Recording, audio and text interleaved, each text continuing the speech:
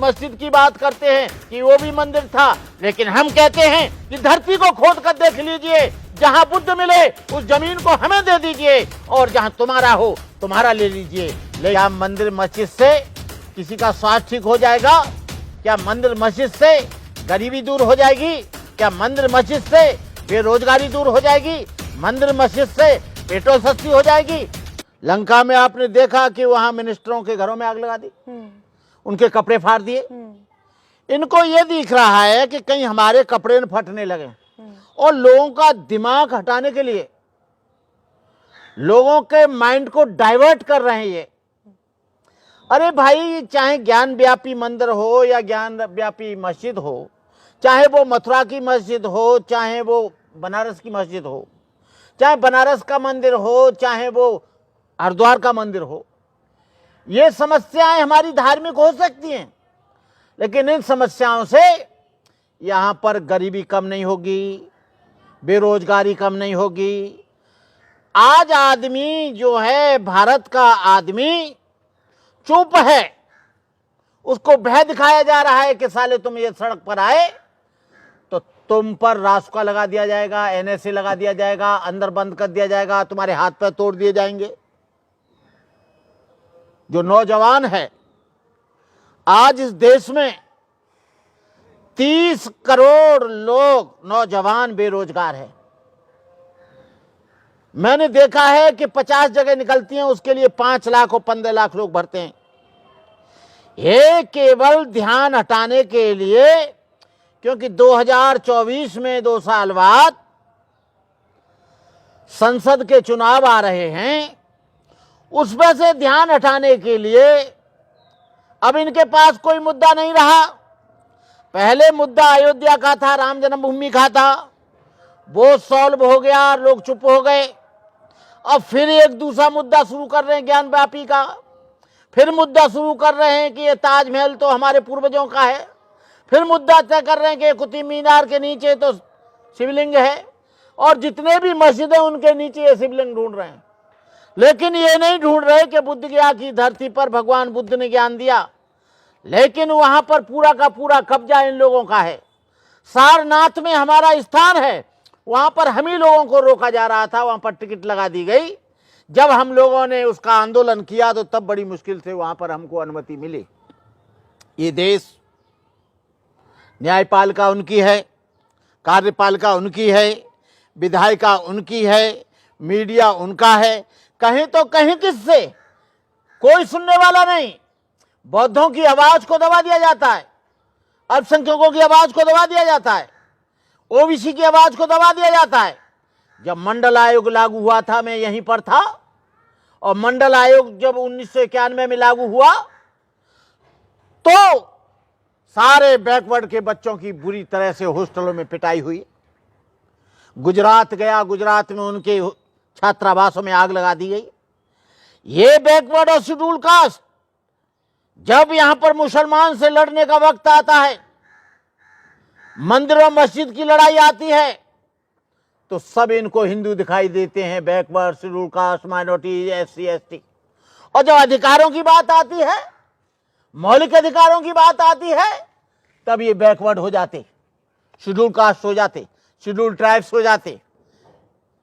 अरे भाई, इनको आप हिंदू मानते हैं तो हिंदू की बराबर इनको सम्मान भी तो दीजिए।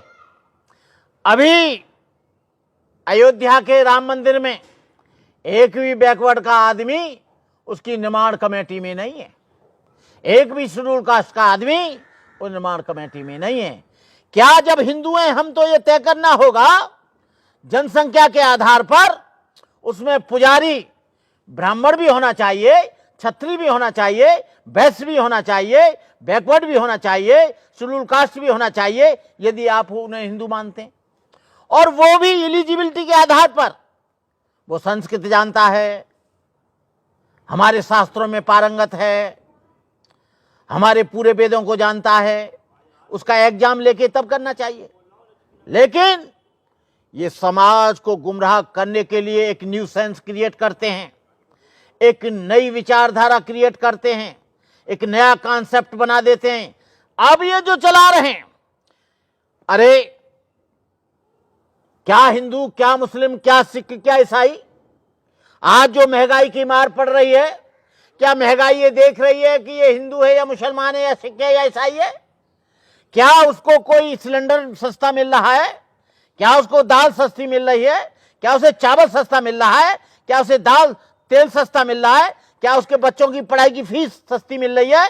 सारी की सारी चीजों के रुपए बढ़ते जा रहे हैं, और ये इसलिए और इस मुद्दे को तेज करना चाहते हैं कि ये जो हम रेलवे सरकारी संपत्तियों को, जो देश की संपत्ति हैं, उनको जो हम बेच रहे हैं, कहीं समाज भड़क न जाए, कभी देश के लोग जागरूक न हो जाएं, ये धर्म के और इस मंदिर और मस्जिद के चक्कर में उनको फंसाकर, उनको माइंड डाइवर्ट करके उनको इन मेन मुद्दों से हटाना चाहते हैं। क्या मंदिर मस्जिद से किसी का स्वास्थ्य ठीक हो जाएगा? क्या मंदिर मस्जिद से गरीबी दूर हो जाएगी? क्या मंदिर मस्जिद से बेरोजगारी दूर हो जाएगी? मंदिर मस्जिद से पेट्रोल सस्ती हो जाएगी? मंदिर मस्जिद से केरोसिन सस्ता हो जाएगा? ये मंदिर मस्जिद से क्या डीजल सस्ता हो जाएगा? जो हमारी इस देश की रीढ़ है, वो ट्रांसपोर्टेशन के लिए वो डीजल है, वो कोयला है, जिससे शक्ति मिलती है, बिजली बनती है। आज हर चीज के दाम 20 गुने बढ़ा दिए गए, उस पर ध्यान नहीं दे रहे हैं। हम लोग यहाँ का आदमी, मैं कहना चाहता हूं, चाहे तो गरीब ब्राह्मण हो, चाहे गरीब क्षत्रिय हो, चाहे गरीब वैश्य हो, चाहे गरीब शेड्यूल कास्ट हो, चाहे बैकवर्ड हो, आज वो महंगाई से उसकी कमर टूट गई है। आज वो दाल नहीं खरीद पा रहा है, आज वो आलू नहीं खरीद पा रहा है, आज वो सब्जी से रोटी नहीं खा पा रहा है, आज वो बेरोजगार हो गया है। उसके पास कोई धंधा नहीं है, धंधा कैसे करे? उसके पास पैसा नहीं है, उसके पास धन नहीं है, अपने बच्चों को कैसे पढ़ाए? उनकी फीस देने के लिए पैसा नहीं है, कोई काम नहीं रहा है, सारी बेरोजगारी हो गई है। आज इस देश में देखिए, करोड़ों बच्चे, चाहे वो किसी भी जाति का हो, किसी भी वर्ग का हो, किसी भी धर्म का हो, किसी भी संप्रदाय का हो, आज वो बेरोजगारी की तरफ घूम रहा है। उसको धंधा नहीं है, वो आज अपने माँ बाप पर निर्भर है। माँ बाप कब तक खिलाएंगे? माँ बाप बुढ़े हो गए। आज लड़कों की, लड़कियों की उम्र 30, 32 साल हो गई है, लेकिन उनको रोजगार नहीं मिल रहा है। इंजीनियर बन के घूम रहा है, वो पीसीएस की तैयारी करने में जुटा हुआ है, आईएएस की तैयारी में जुटा हुआ है, क्लर्क की तैयारी में जुटा हुआ है, बैंक की तैयारी में, लेकिन कहीं जब जगह नहीं निकलेगी तो नौकरी कहां से मिलेगी? आपको मालूम होना चाहिए, जब रेलवे बेच दिया जाएगा, जब वो प्राइवेट सेक्टर में दे दिया जाएगा, रेलवे का निजीकरण कर दिया जाएगा, एयरपोर्ट का निजीकरण कर दिया जाएगा, पोस्ट ऑफिस का निजीकरण कर दिया जाएगा, एलआईसी का निजीकरण कर दिया जाएगा, एचएएल का निजीकरण कर दिया जाएगा, बीएसएनएल का निजीकरण कर दिया जाएगा, बीएचएल का निजीकरण कर दिया जाएगा। जितने भी सरकारी संस्थान हैं, उनका धीरे धीरे ये निजीकरण करते जा रहे हैं। नौकरी कहां मिलेगी उनको? कहीं नौकरी नहीं मिलेगी। कहने का मतलब है, मेरे देश के नौजवानों से, देश के छात्रों से, देश के युवकों से, कि वो आएं और सड़क पर आएं, और वो अपने रोजगार के लिए, अपनी नौकरी के लिए, अपनी सर्विस के लिए, अपनी एजुकेशन के लिए, अपने स्वास्थ्य के लिए उन्हें भारत सरकार से डिमांड करना चाहिए। उन्हें यह कहना चाहिए कि जो 400 का, 450 का सिलेंडर था, वो 1000 का कैसे हो गया? जो 40 रुपए की पेट्रोल थी, वो आज कैसे हो गई 100 रुपए? जो मोटरसाइकिल, जो स्कूटी 50,000, 25,000 की आती थी, मैंने अभी स्कूटी ली है 1,10,000 की आई है। एक ने मोटरसाइकिल ली है, वो 2 लाख में आई है। ये कैसे पैसा बढ़ता जा रहा है? साइकिल जो आती थी 300 रुपए की, आज साइकिल 5,000 की हो गई है। कैसे गरीब आदमी जिएगा? कैसे चलेगा? केवल ज्ञान व्यापी मंदिर, ज्ञान व्यापी मस्जिद, ये सब करके इन लोगों को फिर दोबारा बेवकूफ बनाकर ये लोग सत्ता में आना चाहते हैं। मैं देश के लोगों से कहना चाहता हूं, देश के नौजवानों से कहना चाहता हूं, आप मस्जिद मंदिर के चक्कर में मत रहना। आप इस चक्कर में रहना कि आपका स्वास्थ्य कैसे ठीक रहे, आप इस चक्कर में रहना कि आपको नौकरी कैसे मिले, आप इस चक्कर में रहना कि आपकी एजुकेशन कैसे पूरी हो, आप इस चक्कर में रहना कि आपका धन अर्जित करके अपने माँ बाप का पालन पोषण कैसे करें। ये निरंतर इस बात पर लगे हुए हैं। कभी कहते हैं कि ये ताजमहल जो है, ये ताजमहल हमारा है, ताजमहल में जो कुछ भी है वहाँ पर वो बहुत दिन पहले मंदिर था। ये मस्जिद की बात करते हैं कि वो भी मंदिर था, लेकिन हम कहते हैं कि धरती को खोद कर देख लीजिए, जहां बुद्ध मिले उस जमीन को हमें दे दीजिए और जहां तुम्हारा हो तुम्हारा ले लीजिए। लेकिन हम लोग कमजोर हैं, हमारी जनसंख्या भी कम है, हमारा संख्या बल नहीं है, इसलिए हम अपना मन मार कर, अपने मन को मसोस कर हम इनके जुल्म को सहते हैं, हम इनके अत्याचार को सहते हैं। अभी कुछ दिन पहले फरवरी में इन्होंने, वहां के लोगों ने हमारा सारनाथ में हमारा वहां पर जाना बंद कर दिया था।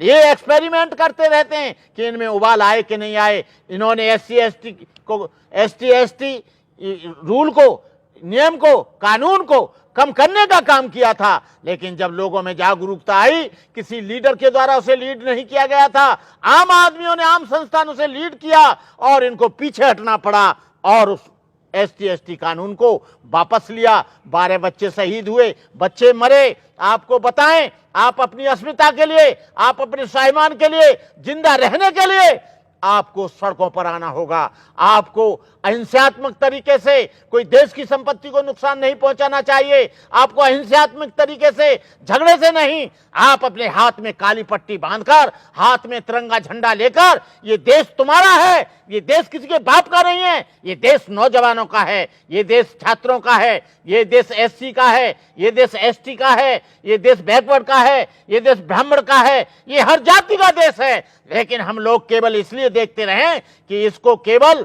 वो लोग इसको लीड कर रहे हैं। कहने का मतलब यह है, इतना बुरा वक्त हमने अपने जीवन के 74 वर्ष में कभी नहीं देखा। जितनी बेरोजगारी और जितनी बेबसी, यहाँ की जीडीपी गिर गई है। आज इनको कोई भी कर्ज देने के लिए तैयार नहीं, कोई लोन लेने के लिए तैयार नहीं। बुलेट गाड़ी चलाना चाहते थे, जापान ने और विदेश के लोगों ने इनको कर्ज देना मना कर दिया, क्योंकि तुम्हारी जीडीपी पूरी गिर गई है। इन लोगों ने चुपचाप 265 टन सोना गिरवी रख दिया यूएनओ बैंक में।